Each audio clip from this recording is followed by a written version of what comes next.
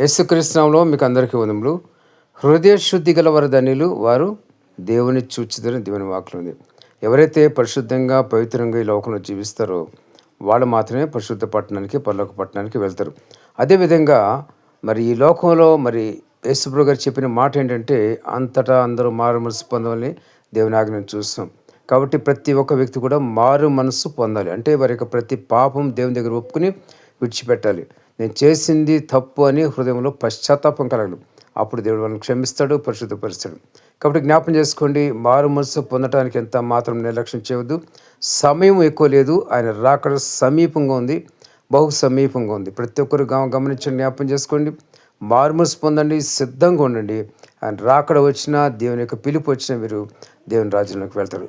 లేని పక్షంలో మీరు నిత్య నరకాగ్నికి వెళ్ళిపోవలసిందే. అది ఎవరు కూడా తీసుకెళ్ళి వేయక్కర్లేదు, కానీ సాతాను అనేవాడు లోపలికి లాక్కుంటాడు. కాబట్టి అందుకనే రక్షణ అంటారు. రక్షణ అంటే మరి నరకానికి వెళ్ళకుండా తప్పించబట్టమే రక్షణ.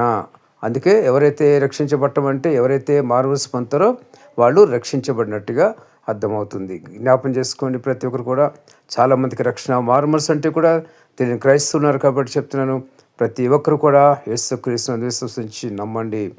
ఈ యొక్క రక్షణ అనేది ప్రతి ఒక్క మానవునికి, మరి కులము మతం భేదం లేదు, ప్రతి మానవునికి దేవుడు మరి రక్షణ అని మాట సెలవిస్తున్నారు. ప్రతి మానవునికి మారుమనసు రక్షణ ఉంటేనే ఎవరైనా సరే పరిశుద్ధ పట్టణానికి, పరలోక పట్టణానికి వెళ్తారు.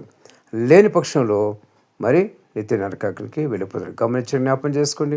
రాత్రికాల సమయంలో దేవుని దగ్గరికి వచ్చి మీ పాపాలన్నీ ఒప్పుకొని విడిచిపెట్టండి. రహస్యంగా దేవుని దగ్గరికి వెళ్ళి రహస్య పాపాలన్నీ దేవుని దగ్గర ఒప్పుకోండి. రహస్యంగా వెళ్ళటం అంటే మీరు ఎవ్వరికి తెలియకుండా ఆ పాపాలు ఒప్పుకోవాలి.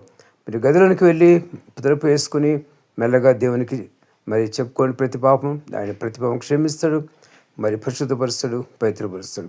రహస్య పాపాలన్నీ దేవుని దగ్గర ఒప్పుకొని దేవుడు క్షమించి పరిశుద్ధపరిచి పరలోక రాజ్యానికి మిమ్మల్ని వారసుగా చేస్తాడు. ఎంత ఘోర పాపని దేవుడు క్షమించే దేవుడు. కాబట్టి దేవుడు అన్ని పాపాలను క్షమించి పరిశుద్ధపరిచి ఒక నూతన హృదయం మీకు దయచేసి ఒక నూతన వ్యక్తిగా దేవుడు మిమ్మల్ని తయారు చేస్తాడు. దేవుడి మాటలు మీకు దీవించి ఆశ్రయించును గాక.